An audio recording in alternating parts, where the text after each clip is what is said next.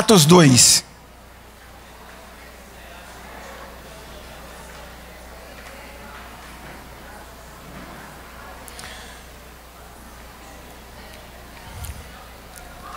Domingo passado, a gente começou, eu vou chamar de reflexão, sobre a bênção de fazer parte de uma igreja local.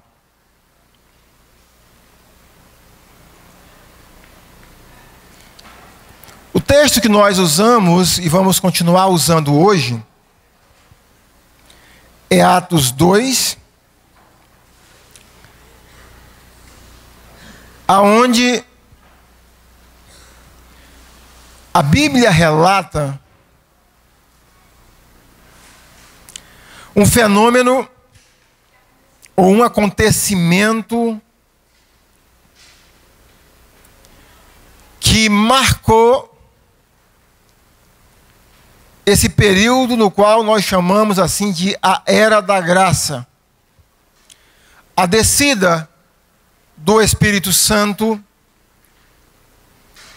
para agir na vida da igreja. Esse texto, ou esse capítulo, ele é de suma importância para a história e para a vida da igreja, porque até nós temos aqui as teorias, por exemplo, sobre igreja. Muitos estudiosos acreditam, creem, defendem, que a igreja começou aqui em Atos 2. Já outros, creio que os mais conservadores, e eu fui discipulado por esses mais conservadores, não creem que a igreja começou aqui. Mas creem que a igreja recebeu poder para poder ser igreja a partir daqui. Eu gosto de uma ilustração que o pastor Miguel sempre faz, ou quando ele trata desse assunto, que ele diz o seguinte: se você for na concessionária comprar um carro, imagine que esse carro esteja sem gasolina. O carro está lá, 0 quilômetro, mas sem gasolina, ele funciona? Não. Então, para que ele possa funcionar, você precisa colocar o combustível que ele consome. Então, é a ilustração que ele faz para dizer que a igreja não começou aqui. A igreja já estava aqui. Ela precisava do quê? Do combustível, do poder para poder agir, para poder ser, atuar como igreja. Então, irmãos, vamos retomar pelo menos 2 pontos interessantes da conversa que nós estávamos tendo no domingo passado. O primeiro ponto, que seria uma bênção maior para a igreja, se nós pudéssemos ter todos os membros da Igreja Batista Memorial aqui presentes para ouvirem esse primeiro ponto. Porque que alguns dos membros, pelo menos dos membros no papel, dos membros que são feitos a partir do batismo, por que alguns desses membros, por que eles nunca se integram à igreja? Eles aparecem, eles vêm. Eu comparo às vezes esses irmãos com a lua.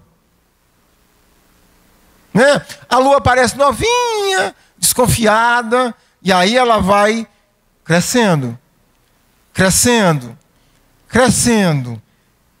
Não pensa que não, que se é uma noite, né, que está sem nuvem, a gente olha a lua cheia, né, muito lindo. Quando pensa que não, o que vai acontecer com a lua? Ela vai minguando, e aí pensa que não, o que acontece? Ela desaparece por algum tempo. E aí vem tudo de novo. Então, por que alguns membros nunca se integram de fato na igreja local?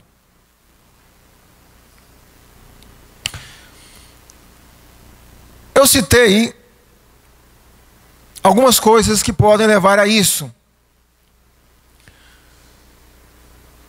Uma das coisas é que é possível que essas pessoas, eles sejam membros de uma igreja local, mas não sejam membros da igreja de Cristo. Você consegue entender a diferença entre um e outro?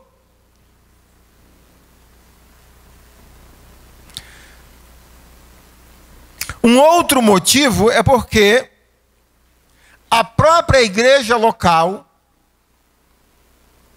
ela causa em muitos momentos da sua história, da sua vida, feridas, ela causa dor, sofrimento nos seus próprios membros. Ela marca, às vezes, pessoas de maneira negativa.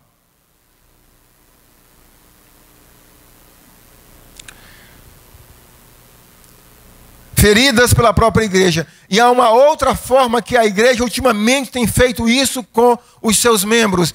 São as igrejas adeptas da teologia da prosperidade. Tem ferido, marcado pessoas que, humanamente falando, algumas dessas pessoas nunca mais elas vão querer saber de igreja alguma. Porque elas acham que tudo é farinha do mesmo saco.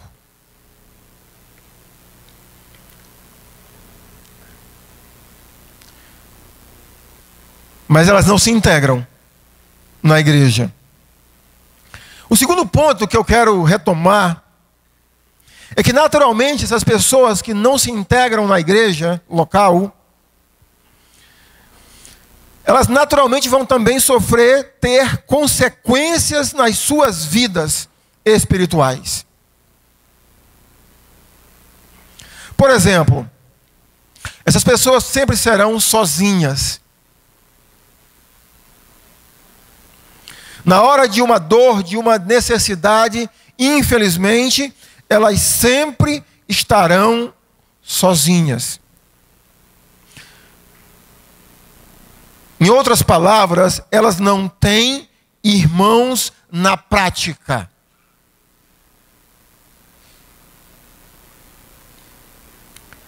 Naturalmente, por elas não terem irmãos na prática, elas não têm pastor ou pastores na vida delas. Irmãos, isso está se tornando tão normal, até em igreja como a nossa. Quantas e quantas vezes, durante esse período de quase 20 anos que Deus me chamou ao ministério, a gente encontra pessoas membros da igreja, que a gente faz disso que a gente não encontre, e a gente vê um ou outro e pergunta: e cadê o teu cônjuge? E o que é que eles respondem? E a gente fica com cara de tacho. Porque a gente fez uma pergunta, né? Que se soubesse não perguntaria. E basicamente, talvez quase ninguém da igreja está sabendo. Elas não procuram ajuda, elas não procuram direção para tomar uma decisão, elas não têm pastores sobre a vida delas. E quando eu me refiro a não ter pastores na vida delas, você sabe a aversão que temos a esse domínio da teologia da prosperidade, essas igrejas que escravizam pessoas. Não é isso. Mas é ter irmãos para, na hora de tomar uma decisão, chegar e pedir uma oração, como o irmão pediu, como eu pedi. Quando tem uma dor, uma doença, um problema a ser resolvido, de ter pessoas perto que a gente pode confiar e compartilhar a dor que a gente está sentindo. Inclusive, algumas pessoas se fecham nesse aspecto, voltando a falar um pouquinho de feridas, porque às vezes elas se abrem para alguém e esse alguém fala demais, e elas dizem: não quero mais compartilhar minha vida com ninguém. Faça isso não, meu irmão. Se você já passou por isso, minha irmã, só tenha critérios. Só tenha critérios. Se você chega perto de uma pessoa que ela fala pelos cotovelos, não fale para ela. Veja se ela é confiável. Mas a gente precisa ter na vida da gente, isso é igreja. Sabe, irmãos, tem entre tantas frases de Jesus, por exemplo, uma das coisas que causa muita ferida em pessoas é quando alguém da igreja cai em pecado. Geralmente o pecado já afasta as pessoas de Deus, naturalmente, da igreja. E aí, às vezes, a maneira que a própria igreja ou algumas pessoas da igreja tratam isso. Mas como é que Jesus nos ensinou a tratar o pecado na igreja? Vamos lembrar o que Jesus nos ensinou. Se o teu irmão pecar contra ti, se o teu quê? Meu irmão.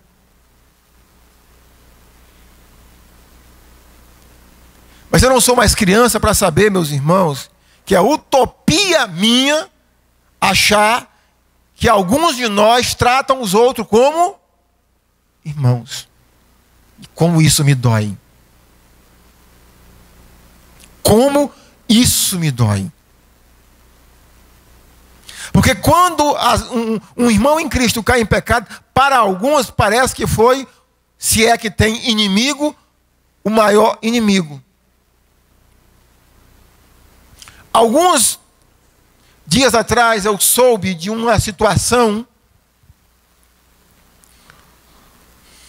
de uma pessoa que esteve aqui conosco, uma situação pública, ele publicou a situação.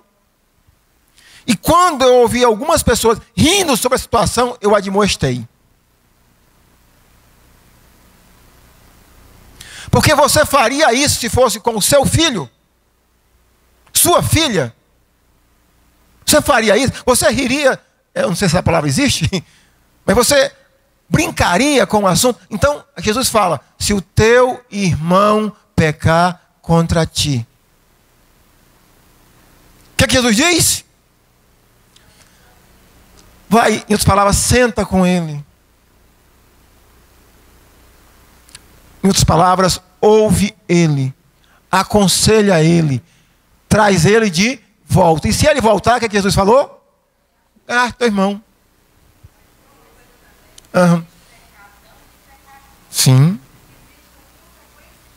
Sim. Como pecado. Sim. Uma outra consequência, irmãos, é que essas pessoas que não se integram na igreja, elas não desfrutam das bênçãos espiritual que a igreja pode fornecer a elas. Eu ilustrei na semana passada com esse pezinho de rosa que não é rosa original, assim, natural. Mas se nós tirássemos qualquer parte dessa roseira, separássemos da roseira, o que é que aconteceria com a parte que nós tirar, que a gente tirar? O que é que vai acontecer? Morrer, vai murchar, vai ficar atrofiado, desconfiado. Mesmo que a gente plante no lugar, se pudesse se proliferar, pegar, até para voltar, né? É um processo. Alguns membros da igreja vivem essa vida porque eles não se integram e eles não absorvem o nutriente da igreja, que a Bíblia chama de o corpo de Cristo. E uma outra consequência, também muito grave, essas pessoas que não se integram na igreja, elas nunca servirão a Deus. Nunca. Pastor, será que isso é verdade? Vou dar 2 exemplos a você. Primeiro deles, quando Pedro vai conversar com Jesus depois que Pedro nega Jesus. E Jesus faz uma pergunta a ele 3 vezes. Qual é a pergunta que Jesus faz? Pedro, tu me amas? O que é que Pedro responde nas 2 primeiras vezes? Sim. E o que é que Jesus diz a ele? Você consegue ver o link que há entre, em outras palavras, se tu me ama, cuida de quem eu amo.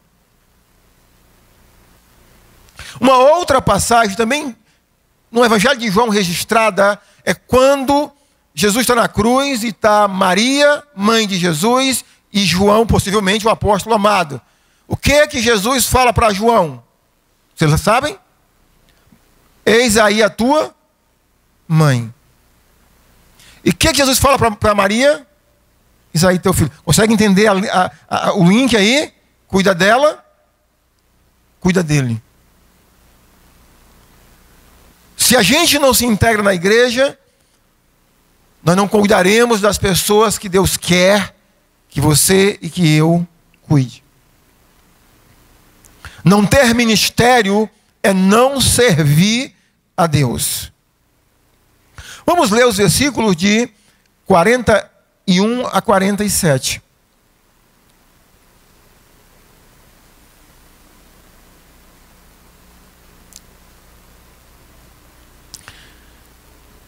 Então, os que lhe aceitaram a palavra foram batizados, havendo um acréscimo naquele dia de quase 3.000 pessoas.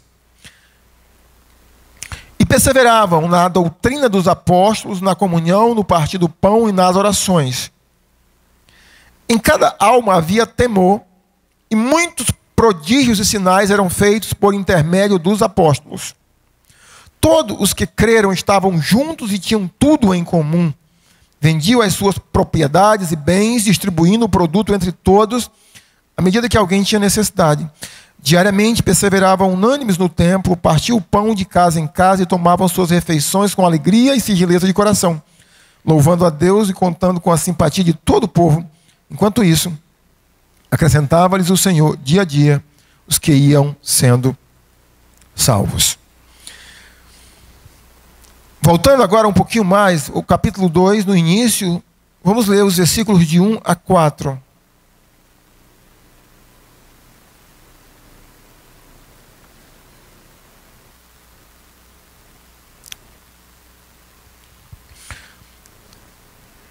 Ao cumprir-se o dia de Pentecostes, estavam todos reunidos no mesmo lugar.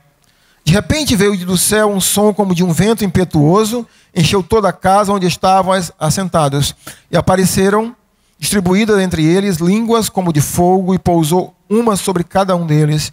Todos ficaram cheios do Espírito Santo e passaram a falar em outras línguas, segundo o Espírito lhes concedia que falassem. Nós vimos no domingo passado, que aqui uma das frases que me chamam a atenção, e nós não vamos nos deter, porque falamos disso no domingo passado, é no versículo 1, a frase do que é a igreja. Todos reunidos no mesmo lugar.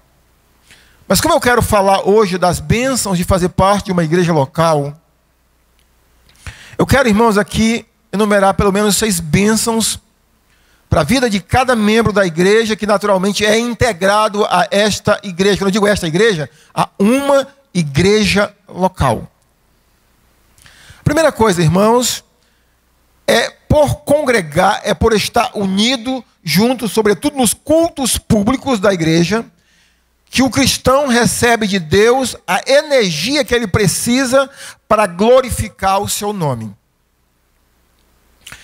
Eu pensei em diversas ilustrações que eu poderia fazer, mas eu acho que uma das coisas que hoje nos ilustra com perfeição sobre que é na igreja onde a gente recebe o que precisamos, a energia, o poder de Deus que precisamos para poder naturalmente viver uma vida cristã. Esse aparelhozinho que eu acho que quase todo mundo aqui tem. Esse aparelho, ele está funcionando,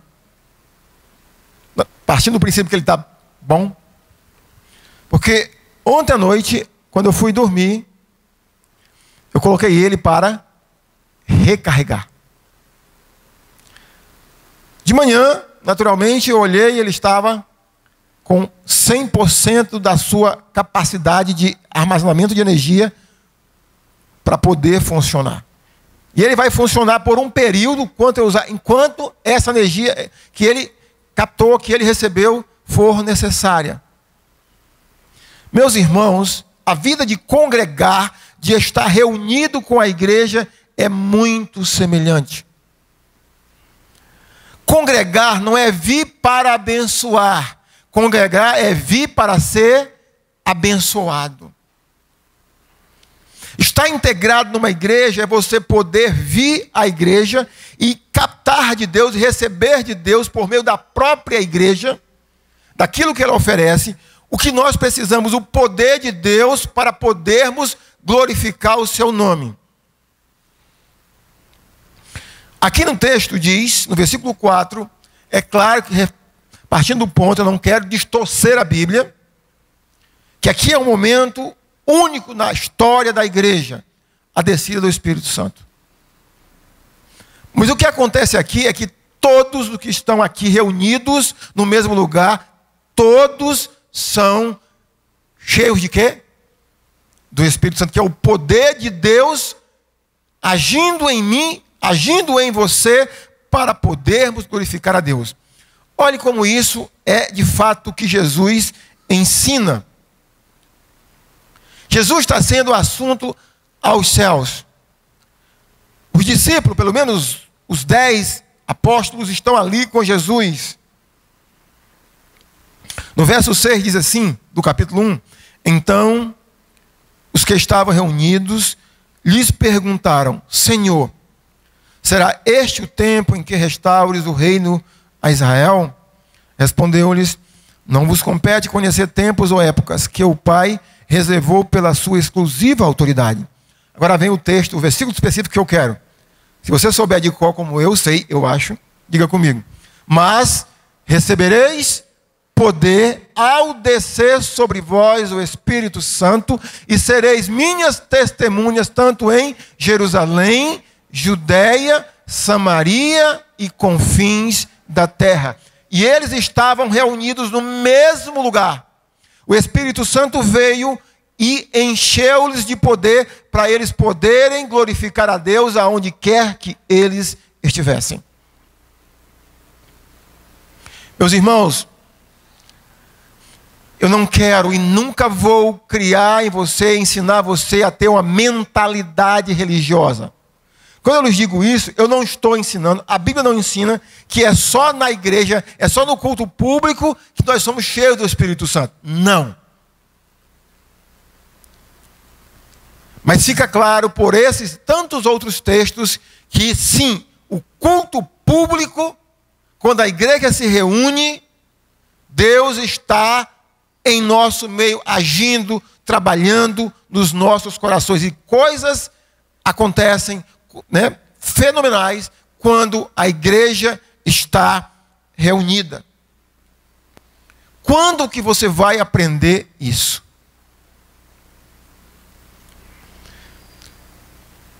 Se você chegar para minha esposa e perguntar assim para ela: Vângela, qual é o hobby do Ernesto? O que você responderia, amor? Futebol, esporte. É uma doença. Eu tinha 23 anos quando eu aceitei a Cristo. No auge da vida profissional de futebol. Gente, aí eu converti, Deus me salvou aqui em Rio Branco. Volto para Cruzeiro. Vou 2, 3 cultos à noite. E aí, domingo de manhã, eu vou para o Cruzeirão, que era o estádio na época lá, vou jogar futebol. E aí estou lá, e um rapaz também da igreja chegou para mim, a gente começou a conversar e disse: rapaz, a escola dominical é tão boa. Estou perdendo por estar aqui jogando futebol. E eu pensei, vou lá. E eu fui. E eu decidi que futebol não tiraria o meu tempo de aprender sobre Deus.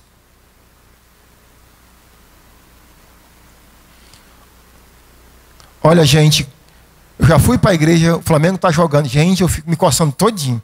Mas foi uma decisão que eu tomei. Pode ser o que for. E ainda tem um negócio na minha mente que vai me acusar assim: se tu não for e o Flamengo perder, eu digo é pecado, então eu vou. Mas, porque eu aprendi, Deus me ensinou, no início da minha vida cristã, que congregar é importante.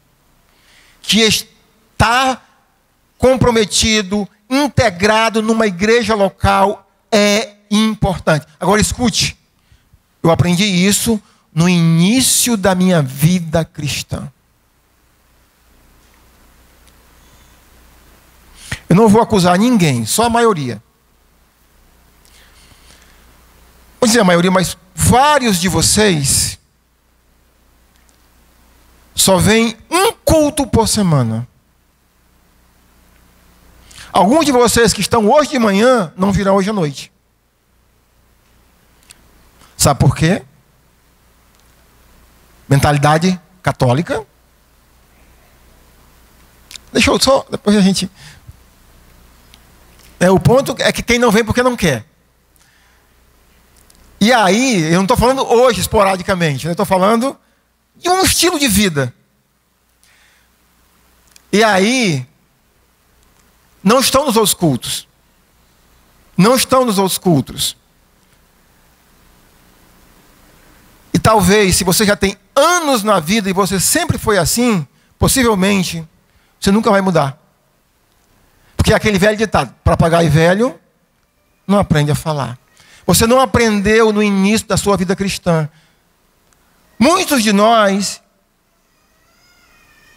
talvez, não temos o hábito de ler a nossa Bíblia, de meditar nela, porque não aprendemos no início.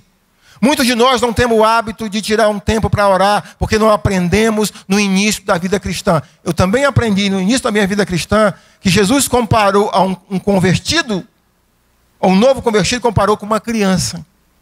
E nós sabemos que se nós ensinarmos para uma criança, muitas das coisas que nós ensinamos, elas vão aprender, porque é o período de aprendizado.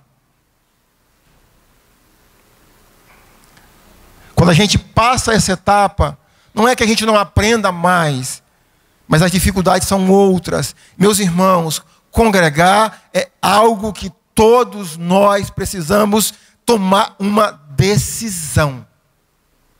Se eu nasci de novo, se Deus me salvou, se eu sou membro de uma igreja no papel, eu preciso me tornar, na prática, membro desta igreja. Portanto, meus irmãos, porque é no congregar nós recebemos de Deus a energia que precisamos para glorificar o seu nome. Uma outra bênção que eu quero enumerar. Quando nós olhamos o verso 41, a gente observa que houve um acontecimento também ímpar na história da igreja. Depois do sermão do apóstolo Pedro, cerca de 3.000 pessoas tomam uma decisão de crer em Jesus Cristo como o Messias, o Salvador. E observe que nesta mensagem de Pedro, Pedro não ficou lá mais ou menos assim uns 10 minutos. Quem quer aceitar a Cristo, levante a mão. Pedro fez isso? Não fez. Pedro não botou uma musiquinha e etc, e etc. Pedro trouxe uma mensagem dizendo que Deus colocou Jesus Cristo como o juiz e o Messias. E as pessoas interpelam Pedro: o que faremos para sermos salvos?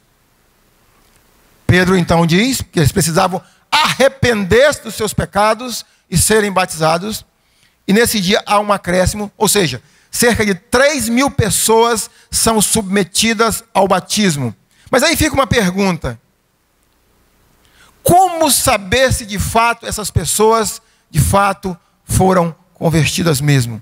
Como saber se essas pessoas de fato aceitaram Jesus? Observe a fluência do texto. Essas pessoas que tomaram uma decisão, o que aconteceu na vida delas? Elas perseveravam em quê? Na doutrina dos apóstolos, na comunhão, no partir do pão e nas orações. Em cada uma delas havia o temor de Deus nos corações. Todas elas estavam como? Juntas. Olha o versículo 43. Estavam juntos e tinham tudo em comum. Vendiam as suas propriedades e bens, distribuindo o produto entre todos à medida que alguém tinha necessidade. Diariamente perseveravam unânimes, mais uma vez, irmãos, perseveravam unânimes no templo. A questão do congregar. Ou seja, meus irmãos, essas pessoas que aceitaram a palavra, elas desenvolveram, tinham um estilo de vida congregacional. Era natural congregar. Não era forçoso congregar. Uma vez, eu estava acompanhando um jovem, ele tem a minha idade, na época nós éramos jovens, e ele falou uma coisa para mim, que eu fiquei assim, diria que um pouco perplexo. Ele tinha dificuldade de congregar naquele período da vida dele, e eu falei para ele que ele precisava ter pessoas, irmãos, perto dele. Ele falou assim: pastor, mas eu não tenho amigos, eu não me sinto bem em outras palavras, com as pessoas da igreja. Mas eu me sinto bem com os amigos lá do churrasquinho, lá do barzinho, lá da cervejinha e tal, e tal, e tal. Quando ele falou aquilo, eu falei para ele: meu querido, isso é grave o que você está me falando. Porque se você não tem empatia com, em outras palavras, os crentes, e tem com o ímpio, será que de fato você aceitou Jesus Cristo? Porque o Salmo 1 diz mais ou menos assim: bem é o homem que não anda, que não se detém e que não se assenta na roda dos erros. Antes o seu prazer está onde? Na lei do Senhor. E na sua lei medita de dia e de noite. Eu falei, e aquilo ele falou, momentos depois, minutos depois, pastor, realmente isso é muito grave.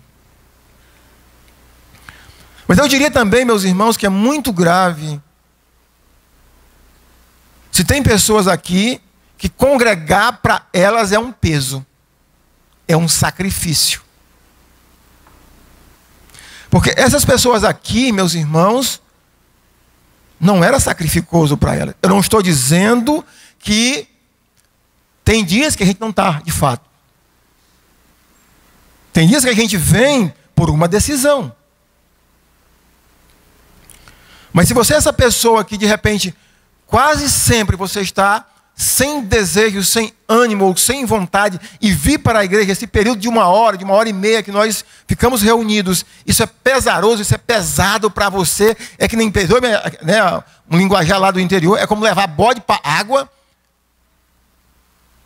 Você precisa parar e refletir, de fato, será que eu sou um cristão? Porque esses cristãos aqui e os demais cristãos descritos no Novo Testamento, congregar era algo prazeroso. Nós citamos esse versículo, mas talvez nós não pensamos a implicação dele. Por exemplo, Hebreus 10:24, salvo engano. Não deixai-vos de congregar, como é costume de alguns. No contexto de Hebreus, você sabe quem são esses alguns? Não, né? São os mesmos que apostataram da fé. São os mesmos que, de fato, nunca se converteram. São aqueles mesmos que o escritor, no capítulo 6, diz que é impossível renová-los outra vez ao arrependimento. São aqueles mesmos que o escritor de Hebreus diz que eles estão profanando o sangue da aliança. Portanto, congregar é uma bênção, porque é algo que flui natural de um coração que recebeu a palavra de Deus, como diz aqui. Então, os que lhe aceitaram a palavra, quem aceita a palavra, aceita as implicações, as direções que ela vai dar para a vida de quem de fato aceita a palavra. A terceira bênção, meus irmãos, é que é por meio da vida congregacional que nós recebemos o encorajamento para viver uma vida cristã. Eu quero destacar pelo menos 2 frases nesse texto de Atos 2, 42 a 47. A primeira palavra é perseveraram. Ela se repete 2 vezes, no verso 42 e no verso 46. A maneira na qual essa palavra está descrita, perseveravam, é mais ou menos assim. Eu vou andando, e de repente chega alguém aqui para andar comigo. E aí, de repente, eu canso e eu quero parar. Mas essa pessoa que está do meu lado diz o quê? Continua. E chega outro e diz, continua, continua, continua. Ou seja, era por meio do apoio congregacional, por meio do apoio de irmãos em Cristo, que todos descritos perseveravam. Irmãos, cada dia mais que passa, eu descubro o poder que as palavras têm.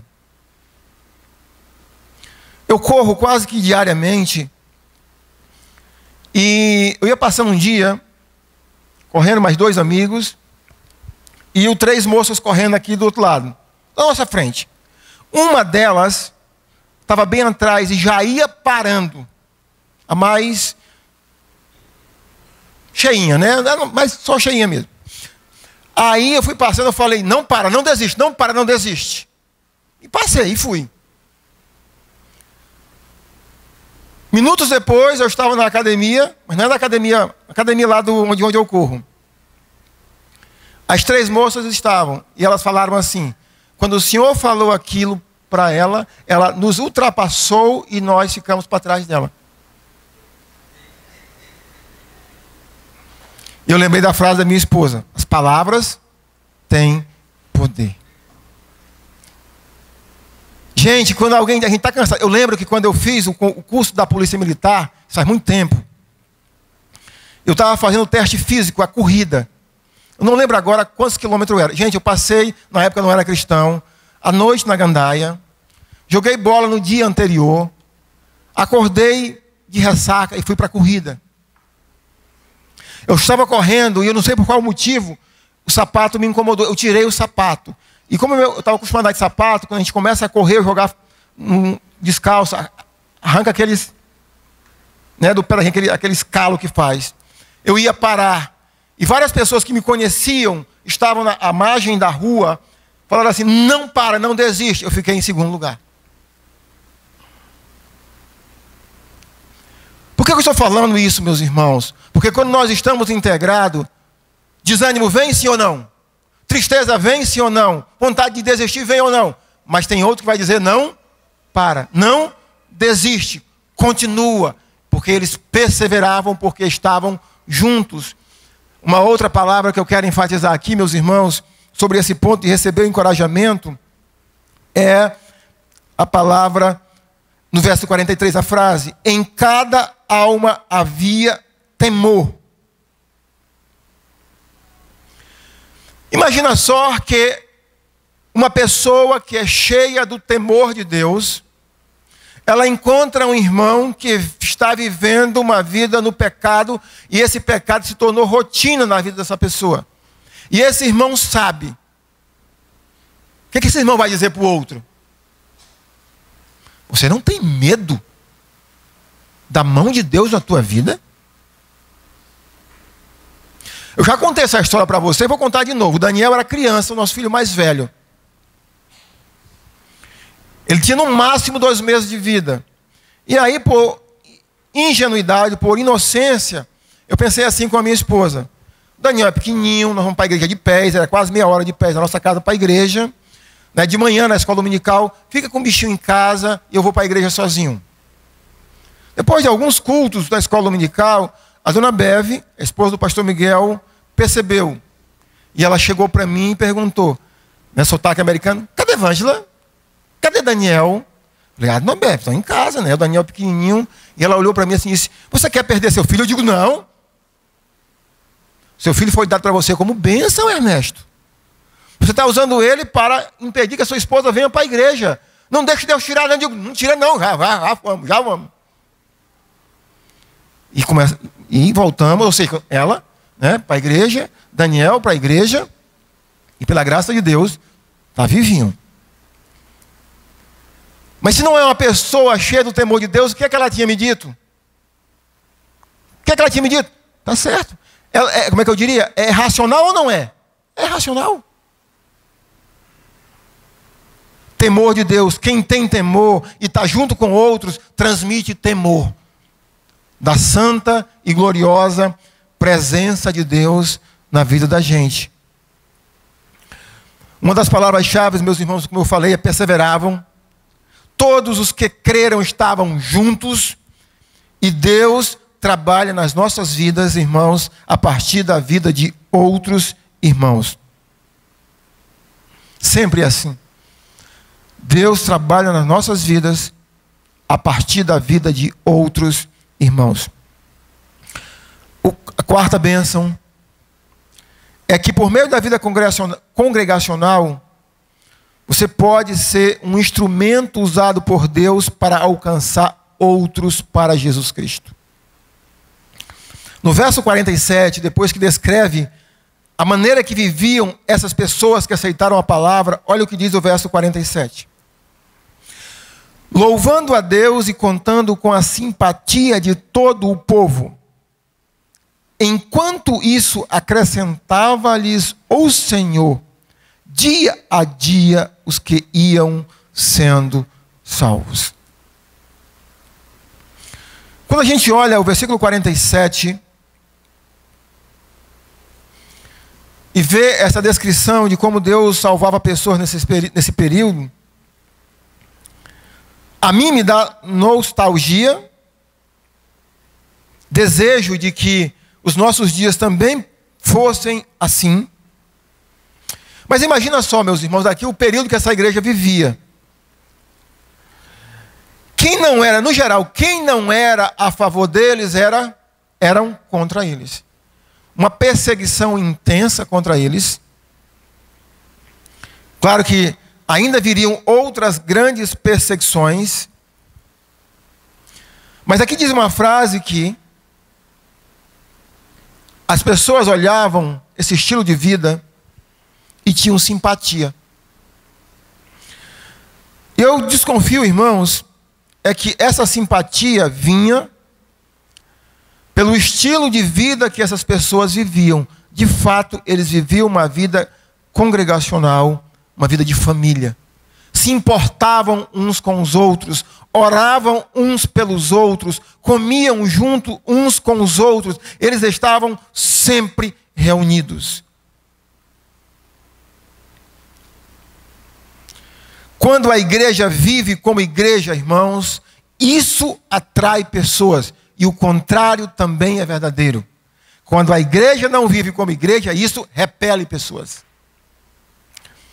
Mas imagina só sobre essa bênção de poder ser um instrumento usado por Deus para alcançar outros. Na medida que você está num lugar onde você está se sentindo bem, está sendo bem cuidado, bem tratado, bem alimentado, a propaganda que você vai fazer desse lugar vai encher o coração de outras pessoas para quererem vir. Gente, eu ouvia, como alguns de vocês falavam, por exemplo, sobre a Telex Free. Porque naquele momento, vocês estavam vendo, sentindo, era palpável o benefício, o rendimento que as pessoas estavam tendo. E eu percebi uma coisa incrível, que muitos cristãos se tornaram missionários da Telex Free.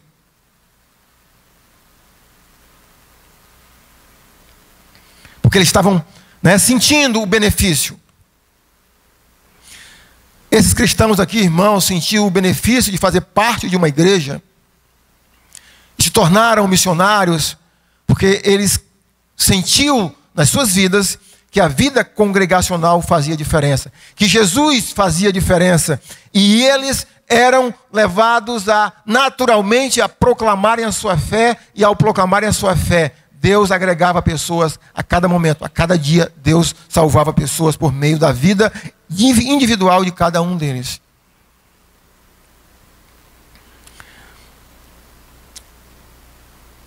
Deus continua trabalhando, irmãos, com a sua igreja e continua usando esse método congregacional. Da igreja viver como igreja, dela ser igreja como descreve aqui. De botarmos em prática esses princípios e ao vivermos de acordo com esses princípios, sim, Deus vai continuar atraindo pessoas e salvando pessoas por seu intermédio, por meu intermédio e de quem estiver cheio de uma vida cheia do Espírito Santo. O quinto benefício, meus irmãos, que eu quero citar de uma vida congregacional, é que, integrado na igreja, a gente pode ser cuidado e cuidar de outros. Eu quero citar um texto um pouquinho mais na frente, Atos 4:32. Vamos ler até o verso 34.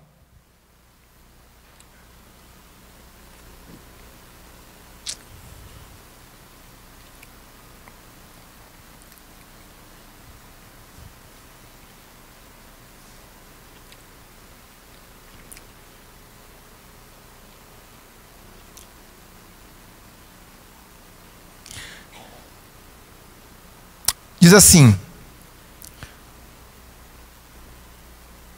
da multidão dos que creram era um o coração e a alma.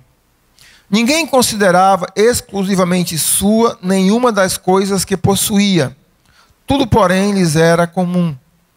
Com grande poder, os apóstolos davam testemunho da ressurreição do Senhor Jesus, e em todos eles havia abundante graça, pois nenhum necessitado havia entre eles, porquanto os que possuíam terras ou casas, vendendo-as, traziam os valores correspondentes. Eu quero ressaltar aqui, desta passagem, a frase: pois nenhum necessitado havia entre eles. A vida congregacional nos dá o privilégio de sabermos as necessidades uns dos outros. Por que muitas vezes nós não oramos pela vida de outros irmãos, de uma maneira mais específica? Porque nós não sabemos as necessidades uns dos outros. Eu não me refiro de toda a igreja, mas pelo menos de um grupo.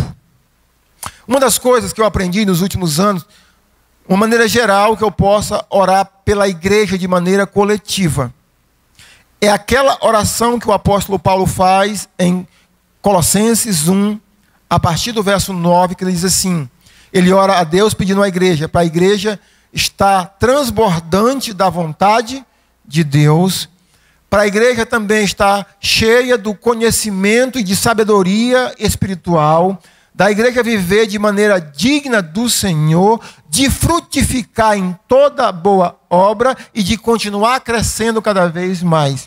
São 5 itens que Paulo cita: do transbordar do conhecimento de Deus ao continuar crescendo do conhecimento de Deus. E eu diariamente oro pela igreja de uma maneira coletiva, pedindo essas áreas, porque eu sei que se Deus atender essas áreas, a igreja vai estar bem.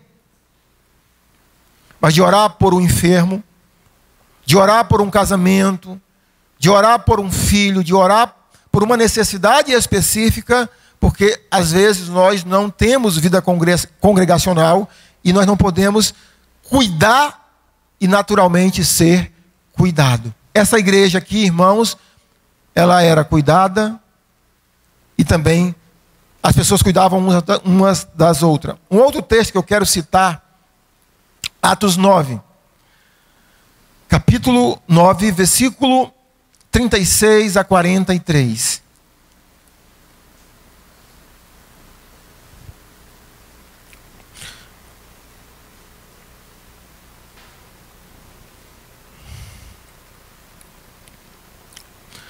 Verso 36 do capítulo 9 diz assim: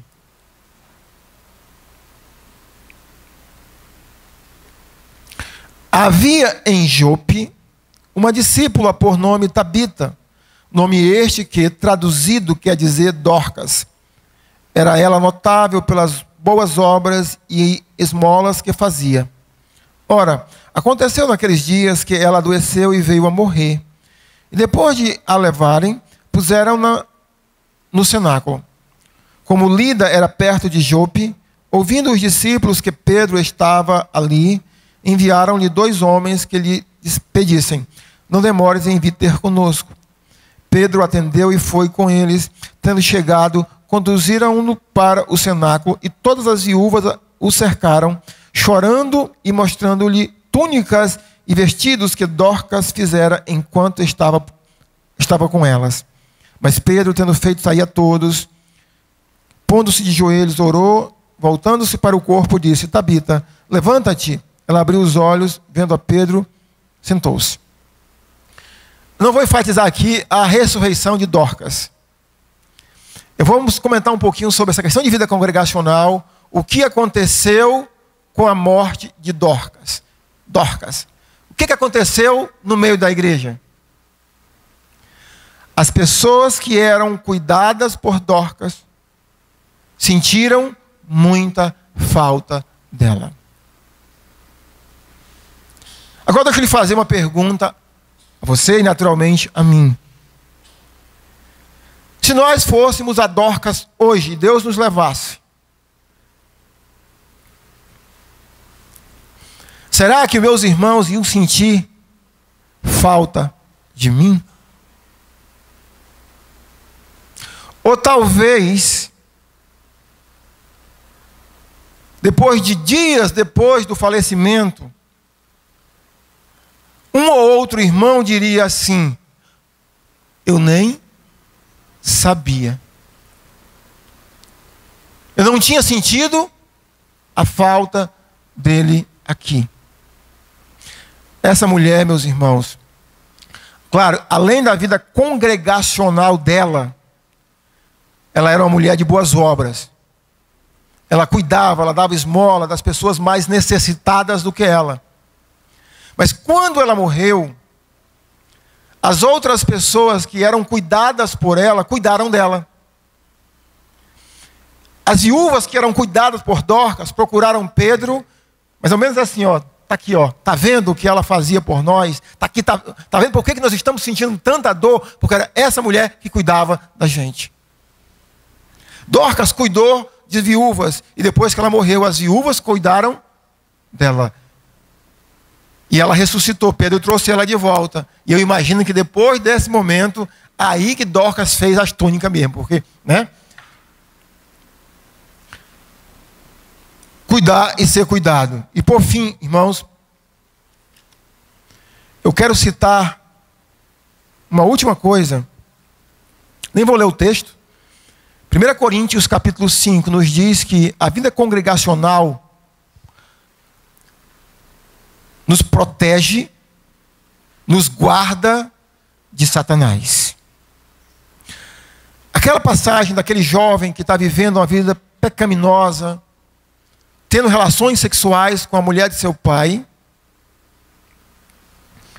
A igreja não faz nada, mas Paulo escreve à igreja, instrui a igreja, e Paulo diz assim, ó, que ele seja retirado do meio de vocês para que Satanás destrua o seu corpo. Escute o que eu estou lhe dizendo. Eu não estou lhe dizendo para você viver uma vida dupla e estar dentro da igreja. Não é isso. Aquele jovem fazia isso. Mas quando você vive uma vida congregacional, integrado com outras pessoas, lembra do exemplo que eu falei ainda há pouco?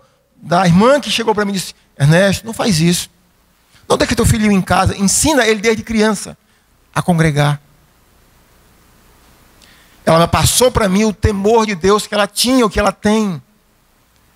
Quando nós estamos integrados, irmãos, na igreja, não é que Satanás não vá nos tentar, mas nós estamos mais protegidos de Satanás. Nós estamos mais guardados de Satanás. É só lembrar na ilustração do que o apóstolo Pedro diz, que Satanás está como um leão, rugindo para pegar. E eu gosto também de assistir Discovery. Eu gosto de assistir como os leões pegam as suas presas. Eles não vão no meio do rebanho. Eles olham aqueles que estão isolados, isolam mais ainda e atacam. Uma vida congregacional, à luz da Bíblia, nos faz mais fortes contra as ciladas de Satanás. Queridos irmãos, como eu vos falei domingo passado, o intuito de falar sobre igreja local, de vida congregacional, é com o intuito de abençoar a sua vida e naturalmente a vida desta igreja. Hoje é o último domingo do ano. Como nós trabalhamos sempre com metas, com tempo em nossa mente, eu queria nos chamar agora a fazermos uma reflexão. Onde é que eu tenho falhado, se é que eu tenho falhado, em ter uma vida integrada na igreja que Deus me colocou, se você crê que foi aqui que Deus te colocou? Eu tenho de fato congregado como a Bíblia me orienta, ou eu tenho congregado conforme o meu coração, a minha mente me orienta? De fato, eu estou integrado na igreja de Cristo, ou apenas apareço, frequento, como eu falei no domingo passado, assisto um culto ou outro? Qual é a minha real situação nesse momento? Se Deus incomodou você durante esses 2 domingos, se você esteve aqui durante os 2 domingos, ou somente hoje, ou somente domingo anterior, para que você tome uma decisão de que durante o ano que vai começar daqui a 2 dias, você tome uma atitude diferente. Você seja diferente na vida congregacional. Escute, muita coisa funciona. Esse ano, por exemplo, eu não consegui ler a minha Bíblia toda. Eu parei no livro de Amós.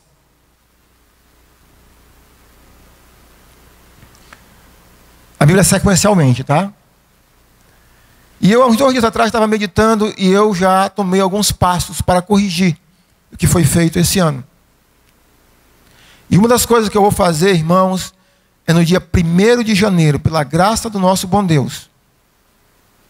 Eu quero, se possível, ler, no mínimo, a metade do livro de Gênesis. Porque uma das coisas que eu refleti e eu me toquei, que uma das coisas que eu me queixo do 1º dia do ano, talvez seja a mesma coisa que você se queixa. A gente não tem quase nada para fazer. Não é verdade? Fica ocioso. Coisas, medidas para mudar.